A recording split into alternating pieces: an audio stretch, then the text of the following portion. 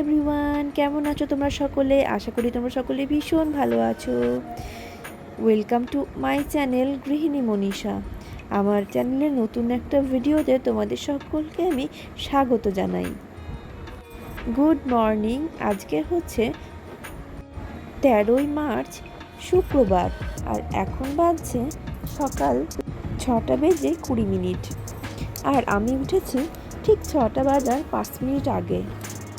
তো এইমাত্র আমি আমার ছোটো ছুটকিকে ডেকে দিলাম, ওরা উঠে পড়েছে। ওদেরকে বললাম ব্রাশটা করে নে। আমার বড় কন্যা বলছে, মা ব্রাশটা করিয়ে দেবে। ওরা একটু একটু করে বড় হচ্ছে ঠিকই, কিন্তু ওদের ছেলে মানুষ এসে ছোটোবেলাকার মতোই আছে। ঠিক আছে বললো, মা ব্রাশটা করিয়ে দেবে। তো আমি ওকে ব্রাশটা যথারীতি করিয়ে দিচ্ছি।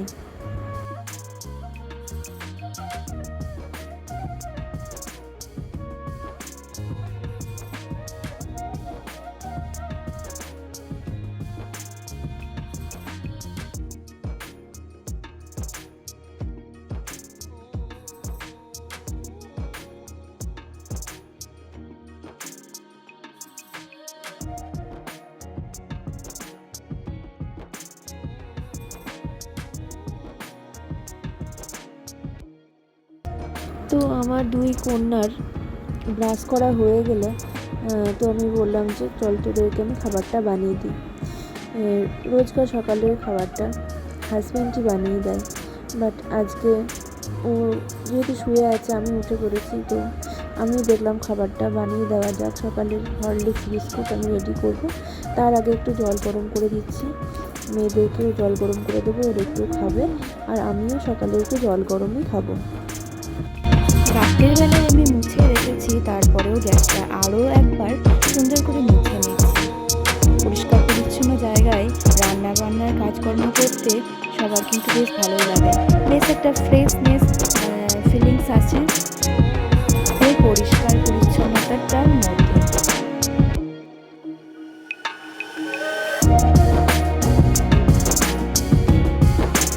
তো এইদিকে আমি গ্যাসটা পরিষ্কার করে নিলাম ভালো মতো, আর তারপরে বাটিটা ভুল করে রেখেছিলাম রাতের বেলা ধুয়ে, সেই বাটিটার মধ্যে আমি জল গরম করতে, তাই বাটিটা আরও একবার ভালো করে ধুয়ে নিলাম। তারপর গ্যাসটাকে অন করলাম আর গরম জল করতে বসিয়ে দিলাম।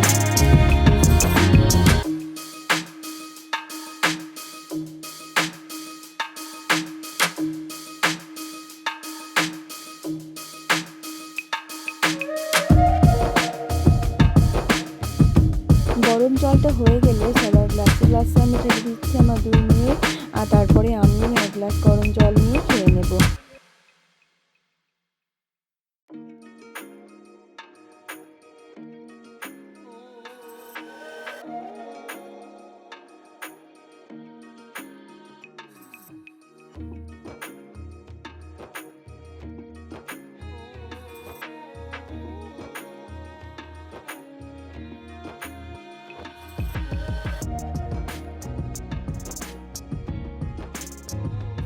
মেয়েদেরও জল খাওয়া কমপ্লিট হলে গ্লাসটা ভালো করে আমি ধুয়ে রেখে দিচ্ছি, আর তারপরে আরও একবার আমি গরম জল করতে বসিয়ে দিলাম, কারণ এই গরম জলটা একটু টেম্পারেচারটা বেশি হবে, এটা দিয়ে আমি হরলিক্স বানাবো।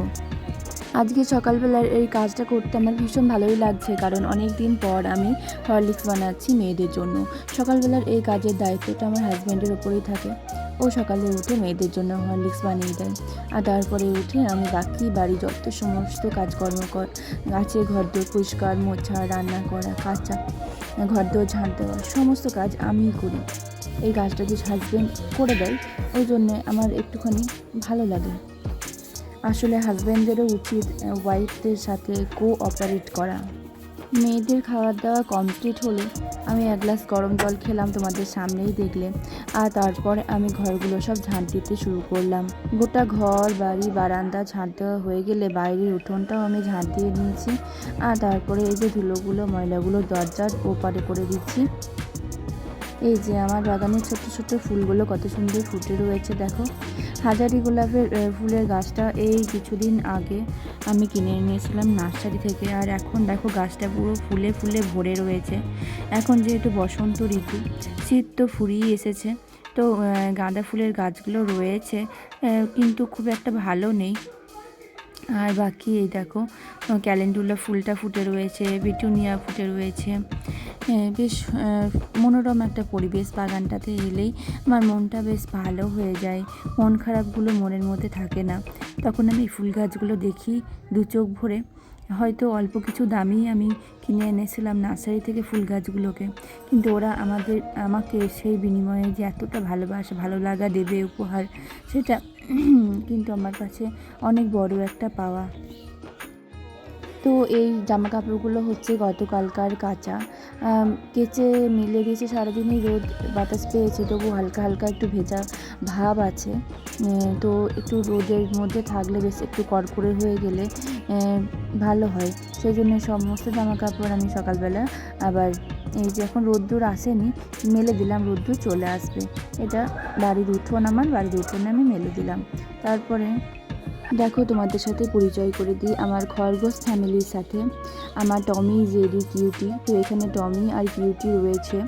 ওর দুটো পুচকু পুচকু ছানা হয়েছে, সেটা তোমাদের কাছে পুরো সারপ্রাইজের মতো লাগবে। আমি নিজেও সারপ্রাইজ হয়েছিলাম যখন ওদের দেখলাম। টমি এটা প্রথমবার মা হয়নি, টমি এর আগে অনেকবার মা হয়েছে। আর এটা অনেক দিন লং টাইম পর টমি আবার মা হয়েছে, টমির ছানা হয়েছে। তো তোমাদের আমি অবশ্যই টমি ছানাদের সাথে দেখা করাবো। তো ওদের জায়গাগুলো আমি এখন ক্লিন করব, সেই জন্য ওদের ঘর থেকে বাইরে বের করে আনলাম। এই যে খাঁচার মধ্যে ওরা আছে দেখছো, তো এই খাঁচাটাতেই কিন্তু ওরা সারাদিন থাকে। এক একটা সময়ের পরে আমি টাইম আছে, সেই টাইমে ওদের ছেড়ে দিই, তখন ওরা ঘুরে বেড়ায়। ওরা আমার জন্য ওয়েট করে আছে। একটা জিনিস মানুষের এটা হয় না, কিন্তু প্রাণীদের সাথে হয়। আমি একটুখানি যদি ঘরে না থাকি তাহলে ওরা এতটা কষ্ট পায়, এতটা ছটফট করে। আমি বেশ কিছুদিন বাড়ি ছিলাম না, তখন আমার টমি এতটা কষ্টে ছিল। আমাকে যখন প্রথমবার তারপরে দেখলো, ও ছুটে এসে আমার কোলে চেপে পড়লো। আর সবাই বলছিল আমি যখন ছিলাম না তখন বাড়িতে ও প্রচুর মন খারাপ করে থাকতো, ও একটু খুশি থাকতো না, সবসময় রাগ করে থাকতো। আসলে একটা বাচ্চার সাথে মায়ের সম্পর্ক যেরকম হয়, ওরা কিন্তু সেইভাবেই আমাকে দেখে। ওরা ওয়েট করে আছে এখন আমি ওদের খাবার দেব। আর ওরা জানে যে মা এখন ওদের জায়গাটা পরিষ্কার করছে, তাই ওদের একটুখানি অযত্ন, ওদের একটুখানি কষ্ট আমার সহ্য হয় না। তো এই যে ট্রেগুলো থাকে, এই ট্রেগুলোর উপরে খাঁচাটা বসিয়ে ট্রেগুলোর উপরে পাটা দিয়ে দিই। পাটার উপরে খাঁচা বসানো থাকে, যাতে কোনো রকম টয়লেট ওদের গায়ে একটুও না লাগে। আর সেই ট্রেগুলো ভালো করে পরিষ্কার করে জল দিয়ে ধুয়ে আমি এখন শুকোতে দিয়ে দিচ্ছি। আর তারপরে বাইরে ওদেরকে বের করে আনলাম, ট্রেগুলো আবার সাজিয়ে ওদেরকে বসিয়ে রাখবো। দেখো ওরা আমাকে দেখে কীরকম ছটফট করছে, বুঝতে পারছে যে মা এখন ওখানে ওদের বসাবে আর তারপরে ওদের জন্য খাবার আনবে। বারবার আমাকে ডাকাডাকি করছে। ওরা মুখে বলতে পারে না ঠিকই, কিন্তু অনেক কিছু বুঝিয়ে দিতে পারে, এমন এমন আদব কায়দা করে। দেখো কত কী করবে, জাস্ট সমস্তটাই তোমরাও বুঝতে পারবে যে ওরা কী কী আদব কায়দা করছে। গোল গোল ঘুরে আমাকে বলছে মা খাবার দিয়ে দাও।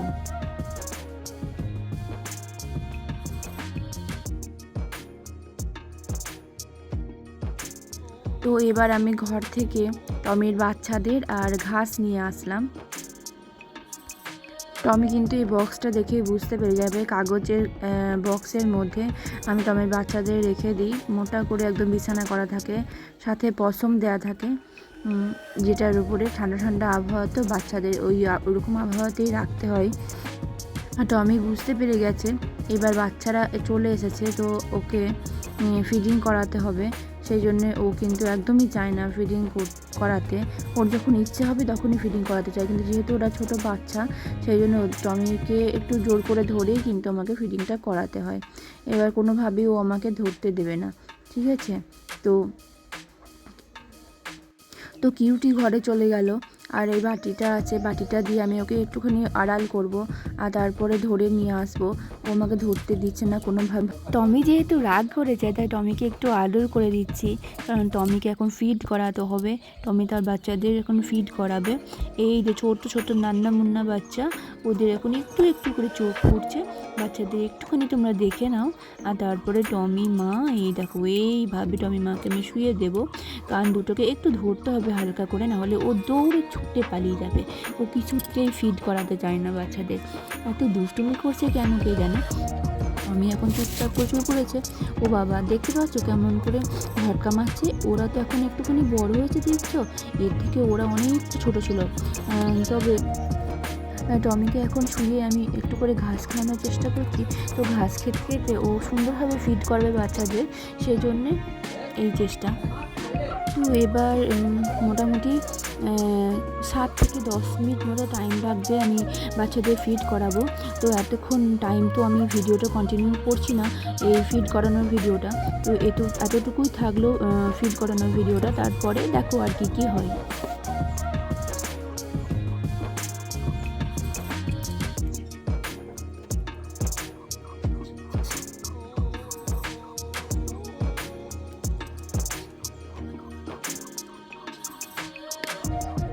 মোটামুটি 7 মিনিট মতো অতিক্রম করে গেছে, আর বাচ্চারা এখন আর দুধ খেতে পারছে না, ওরা স্টপ হয়ে গেছে। দেখো, আর পেটগুলো দেখেছো কেমন গোল গোল হয়ে গেছে বলের মতো, কারণ ওদের পেট পুরো ভর্তি হয়ে গেছে। ওর মায়ের কাছে পেট ভর্তি করে ওরা ফিড করেছে।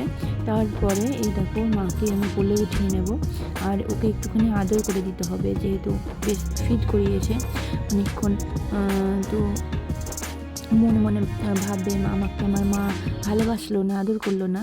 সেই জন্যে ওরা ভালোবাসা আদর অনেক পছন্দ করে, আর বুঝতে পারে যে কোনটা ভালোবাসা, কোনটা আদর, কোনটা বিরক্তি, সবটা কিন্তু ওরা সুন্দরভাবে রিয়েলাইজ করতে পারে। এই যে মাথাতে হালকা হালকা করে হাত বুলিয়ে দিলাম, আর এরপরে ওকে ওর ঘরে দিয়ে দেবো, আর সাথে দিয়ে দেবো ওর খাবার। বসে বসে খাবে, আর ওরা দুজন ওর জন্য ওয়েট করছে যে আমাদের সঙ্গী কখন আসবে, আমাদের সাথে আসবে, খেলবে, আমরা গল্প করব। ওদের ভাষা ওরা খুব ভালো মতো বোঝে। আর এবার আমি ওদের জন্য ঘাস দিয়ে দেবো। এই একটা টাইম যখন বাচ্চা আছে টমিক আছে, তো ওদের প্রচুর পরিমাণে গ্রিন যে গ্রাসগুলো হয়, গ্রিন ঘাস, সেটা 80% দিলে সব থেকে ভালো হয়। আর বাকি অন্য খাবার দিতে পারি, সবজি, ফল, এগুলো দিতে পারি। তো আমি সবুজ ঘাস যেগুলো আমার কাছে ছিল স্টক, নিয়ে এসেছিলাম ওদের জন্য, একদম তাজা তাজা সবুজ ঘাস, ওগুলো দিয়ে দিলাম। ওগুলো এখন খাবে সমস্ত আমার র্যাবিট ফ্যামিলি। আর এই যে এটা হচ্ছে আমার টমির বাচ্চাদের জন্য বিছানা, মোটা করে বিছানা করা আছে এই কাগজের বক্সটার ভেতরে। আর এখানটাতেই ওরা ছোট্টবেলা থেকে, যেদিন থেকে জন্মেছে তারপর থেকে কিন্তু এখানটাতেই ওরা বড় হচ্ছে অল্প অল্প করে। তো চলো, ওদেরকে ঠিকঠাকভাবে রেখে দিয়ে খাবার দিয়ে আমি আসলাম আমার র্যাবিট ফ্যামিলিকে। তারপর ঘরে চলে আসলাম, ঘরটা ঝাঁট দেওয়া হয়েছিল, মোছা হয়নি, ঘর মোছাটা কমপ্লিট করে নিচ্ছি। আমাদের মাদের মানে কাজের শেষ নেই, মানে কোথায় যে কাজ শুরু হয় আর কোথায় যে শেষ হয় আমরা সেটা কুল কিনারা পাই না। এই কাজের কোনো হিসাবও নেই, সারাদিন যত পারো কাজ করে যাও, কিন্তু কোনো নাম নেই। কেউ কখনো বলবে না তুমি এই কাজটা করেছো, সেই জন্য তুমি কোনো এক্সট্রা কোনো বেনিফিট পাবে, কখনো কেউ পুরস্কারও দেবে না। তো চলো, আর মেয়েরা এখানে বসে বসে পড়া করছে, আর আমি বলছি এই দেখ, আমি কিন্তু ক্যামেরা বন্দি করে নিলাম, তোরা যদি ঠিকমতো না পড়িস সবাইকে বলে দেবো তোরা পড়া করছিস না। আর আমি স্নান সেরে চলে এসেছি। তো স্নান করে আমি ভাবলাম আজকে একটা শাড়ি পরা যাক, সেই জন্য আমি এই শাড়িটাকে চুজ করলাম। এই শাড়িটা বেশ আমার একটা পছন্দের শাড়ি, এটা আমার মায়ের শাড়ি, এটাকে পরে নিলাম আমি।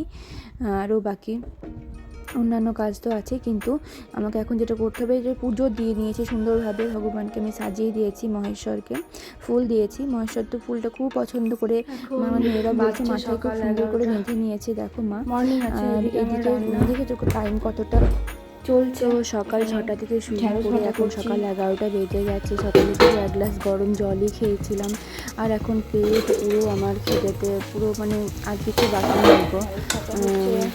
আর মানে খিদেও পেয়েছিল, তো সেই খিদেটা পেয়ে আর মানে খাওয়ার ইচ্ছেটা এখন চলে গেছে, যাকে বলে তবু খেতে তো হবে, তাই না? আলু দিয়ে কমপ্লিট করে ফেলেছি, দেখো আলু পোস্ত তরকারি, তারপরে ঢ্যাঁড়স ভাজা করেছি, ডাল করেছি। তো এখন ভাবছি দেখি আলু পোস্ত তরকারি একটু মুড়ি খাইয়ে খেয়ে নেওয়া যাক। এই যে ঘরের খাদ্যটাও মোটামুটি কমপ্লিট হতে চললো। এদিকে হাঁড়িতে ভাতটা রয়েছে, তো ওই এটা হয়ে যাবে। তো আমি একজন ইন্ডিয়ান মম, আর ইন্ডিয়ান মমের আজকের সকাল 6টা থেকে সকাল 11টা পর্যন্ত যে ডেলি রুটিন সেটাই শেয়ার করলাম। তো আমার বিউটিফুল ফ্যামিলি, মাই গৃহিণী মনীষা ফ্যামিলি, আজকের মুহূর্ত ব্লগটা এখানেই সমাপ্ত করছি। তোমরা সকলে ভীষণ ভীষণ ভালো থেকো, সুস্থ থেকো, আর আমার পাশে থেকো, আমাকে সাপোর্ট করো। নতুন নতুন ব্লগ দেখবার জন্য অবশ্যই গৃহিণী মনীষা চ্যানেলটিকে সাবস্ক্রাইব করে বেল আইকন প্রেস করে রেখো, একটা লাইক করো, আর ভালো লাগলে ভিডিওটা শেয়ার করে দিও।